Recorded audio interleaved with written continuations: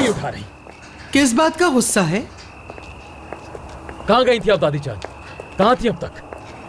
तुम्हारे बड़े जब इस दुनिया में नहीं रहे, उन्हें बताने के मेरे घर वाले मेरे साथ नहीं। वो भी इस वक्त?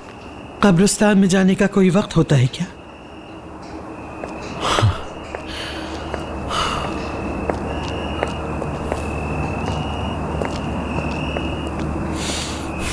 बात सुनो, बाजार में जो कुछ हुआ बिल्कुल अच्छा नहीं हुआ। ये बात बिल्कुल ठीक नहीं हुई कि एक दूसरे पे बंदूक तानी। शादुल्लाह अब क्या करेगा ये सोचना नामुमकिन है। मुझे लगता है कि जब तक हालात ठीक नहीं हो जाते तुम्हें यहां से कार्स चले जाना चाहिए।